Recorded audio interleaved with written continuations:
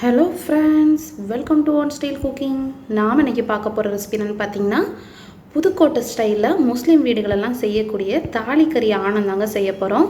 இது வந்து பார்த்திங்கன்னா அவங்களோட வீட்டு ஃபங்க்ஷனில் சில ஏரியாக்களில் இந்த மாதிரியான குழம்பு செய்வாங்க. இந்த தாலிக்கறி ஆனம் எப்படி ஈஸியாக சூப்பராக டேஸ்டியாக செய்யலாங்கிறத பார்க்கலாம். வாங்க வீடியோக்குள்ளே போகலாம். வீடியோக்குள்ளே போகிறதுக்கு முன்னாடி கீழே உள்ள ரெட் கலர் சப்ஸ்கிரைப் பட்டனை கிளிக் பண்ணுங்கள். கூடவே பக்கத்தில் உள்ள பெல் ஐக்கானையும் கிளிக் பண்ணுங்கள். அப்போ தான் நான் போடுற வீடியோ எல்லாமே உடனுக்குடன் உங்களுக்கு தெரிய வரும். வாங்க இப்போ வீடியோக்குள்ளே போகலாம். இன்றைக்கி நம்ம புதுக்கோட்டையில் முஸ்லீம் வீடுகளில் செய்கிற மாதிரி தாலிக்கறி ஆனம் செய்ய போகிறோம், மட்டன் வச்சு. இது வந்து பார்த்திங்கன்னா ஃபஸ்ட்டு 2 டீஸ்பூன் போல் நெய் சேர்த்துருக்கேன். இதுக்கு வந்து நெய்யும் நல்லெண்ணெய் தான் சேர்க்கணும். நல்லெண்ணெய் கொஞ்சம் அதிகமாக சேர்த்துக்கோங்க. இப்போ இந்த நெய் ஆயிலெலாம் நல்லா ஹீட் ஆனதும் ஒரு துண்டு பட்டை, 3 ஏலக்காய், 3 கிராம்பு சேர்த்துக்கலாம். இது கூடவே பார்த்திங்கன்னா ஒரு 2 டீஸ்பூன் அளவுக்கு வெந்தயம் சேர்த்துக்கணும். இது கூட 200 கிராம் அளவு சின்ன வெங்காயம் தான் சேர்க்கணும். சின்ன வெங்காயத்தை நீங்கள் முழுசாகவும் சேர்க்கலாம், இல்லைனா இந்த மாதிரி பாதி பாதியாக கட் பண்ணி சேர்த்துக்கலாம். இது கூடவே ஒரு கையளவு பூண்டு சேர்த்துக்கோங்க. பூண்டு வந்து இந்த ரெசிபிக்கு நிறையா சேர்த்துக்கலாம். 2 சேர்த்து நல்லா மிக்ஸ் பண்ணிக்கலாம்.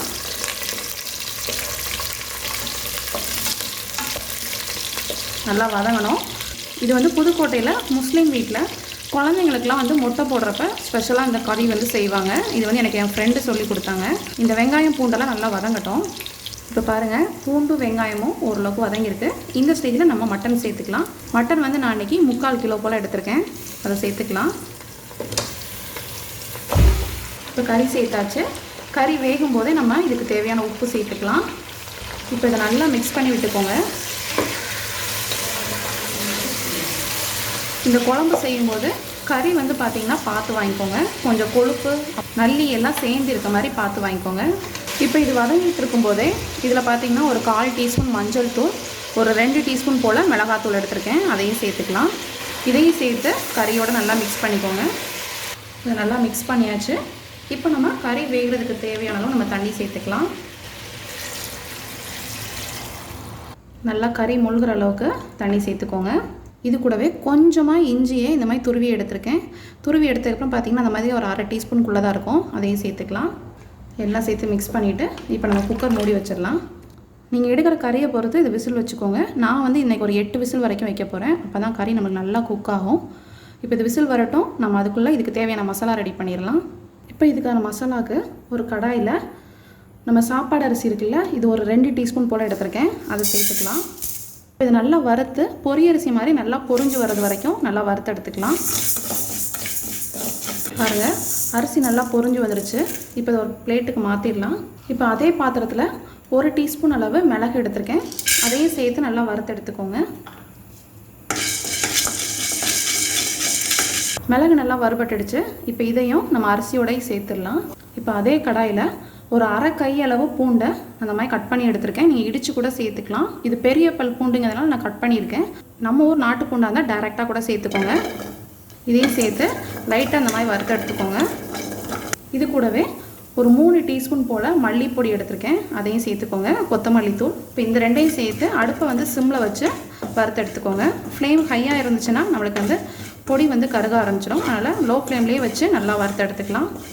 பூண்டு ரொம்ப வறுபடணும்லாம் இல்லை, லைட்டாக அந்த ஃப்ளேவர் உள்ளே இறங்கினா போதும். பாருங்கள், இது ஒரு 1 நிமிஷம் போல் நல்லா வறுத்துருக்கேன். இப்போ உடனே இதை அடுப்பு ஆஃப் பண்ணிவிட்டு வேறு ஒரு பாத்திரத்துக்கு மாற்றிடலாம். இப்போ ஒரு மிக்ஸி ஜாரில் நம்ம வறுத்து வச்சுருந்த அரிசியும் மிளகையும் சேர்த்து நல்லா பவுடர் பண்ணி எடுத்துக்கலாம். இப்போ ஒரு பவுல் எடுத்துக்கோங்க. இதில் ஒரு 2 டீஸ்பூன் போல் பச்சரிசி மாவு எடுத்திருக்கேன். நீங்கள் பச்சரிசி மாவு எடுக்கலைன்னா பச்சரிசியை நம்ம ஊற வச்சு கூட நல்லா ஃபைனாக அரைச்சி கூட சேர்க்கலாம்.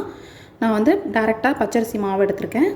இப்போ இதோட நம்ம ஏற்கனவே அரைச்சி வச்சுருந்தோம்ல அரிசி மிளகு, இதை வந்து நம்ம ஓப்பன் பண்ணி வைக்காமல் எந்த டைம் சேர்க்கிங்களோ அந்த டைம் ஃப்ரெஷ்ஷாக ஓப்பன் பண்ணிக்கோங்க. ஏன்னா இதோட ஃப்ளேவர் ரொம்ப சூப்பராக இருக்கும். இப்போது இதை எடுத்து நம்ம அந்த மாவோட சேர்த்துடலாம். இப்போ இதில் நம்ம கொஞ்சமாக தண்ணி சேர்த்து கட்டி இல்லாமல் நம்ம கரைச்சி எடுத்துக்கலாம். நம்ம டைரெக்டாக பொடியோடு சேர்த்தோன்னா நம்மளுக்கு குழம்புல வந்து கட்டி பட்டுரும். அதனால் முதல்ல நம்ம கரைச்சி எடுத்து வச்சுக்கலாம். இப்போ கட்டி எதுவும் இல்லாமல் நல்லா கரைச்சி எடுத்தாச்சு. இப்போ நம்மளுக்கு ஸ்டீம் எல்லாம் அடங்கிடுச்சு. குக்கரை ஓப்பன் பண்ணிடலாம். பாருங்கள், குழம்பு நல்லா சூப்பராக ரெடி ஆகிடுச்சு. பாருங்கள் கறி நல்லா வெந்திருக்கு. இந்த ஸ்டேஜில் நம்ம மறுபடியும் அடுப்பை ஆன் பண்ணி நல்லா அது கொதிச்சதுக்கப்புறம் நம்ம சிம்மில் வச்சுக்கணும். நம்ம இந்த அரிசியெல்லாம் சேர்க்கறதுனால கட்டி பிடிச்சிடும். அதனால் சிம்மில் வச்சே தான் நம்ம குக் பண்ணணும். இப்போ நல்லா கொதி வந்துருச்சு. இப்போ நம்ம அடுப்பை சிம்மில் வச்சிடலாம். இந்த ஸ்டேஜில் நம்ம மிக்ஸ் பண்ணி வச்சுருந்தோம்ல அரிசி, பச்சரிசி மாவு, அப்புறம் மிளகு இதெல்லாம் சேர்த்துக்கலாம். இது கூடவே குழம்புக்கு உங்களுக்கு ஏதாவது தண்ணி வேணுன்னா அதையும் கொஞ்சம் சேர்த்துக்கோங்க. இப்போ இது நல்லா கைவிடாமல் நல்லா கிளறிக்கிட்டே இருங்க. இது கூடவே நம்ம வறுத்து வச்சுருந்தோம்ல மல்லித்தூள், பூண்டு அதையும் சேர்த்துக்கலாம். இதெல்லாம் சேர்த்து நல்லா மிக்ஸ் பண்ணிக்கோங்க. இது நம்ம நார்மலாக மட்டன் குழம்புலாம் வைக்கிற மாதிரி நம்மளுக்கு தேங்காய் எதுவுமே அரைச்சி ஊற்றணும்னு அவசியம் இல்லை. இந்த திக்னஸ் இந்த நம்ம அரிசியெல்லாம் வறுத்து சேர்த்தோம்ல அதுலேயே நல்லா திக்னஸ் கிடைக்கும். ஃப்ளேவரும் ரொம்ப நல்லாயிருக்கும். இப்போ அடுப்பை சிம்மில் வச்சு இதை நல்லா குக் பண்ணுங்கள். பாருங்கள் நம்மளோட குழம்பு சூப்பராக ரெடி ஆகிடுச்சு. இப்போ நம்ம அடுப்பை ஆஃப் பண்ணிடலாம். ரொம்பவே சூப்பரான டேஸ்டான நம்மளோட தாலி கறி ஆனம் ரெடி ஆகிடுச்சு. கண்டிப்பாக நீங்களும் இந்த ரெசிபி ட்ரை பண்ணி பாருங்கள். இந்த ரெசிபி பிடிச்சிருந்துச்சுன்னா நம்ம சேனலை லைக் பண்ணுங்கள், ஷேர் பண்ணுங்கள், சப்ஸ்கிரைப் பண்ணுங்கள், மறக்காமல் கமெண்ட் பண்ணுங்கள். தேங்க்யூ.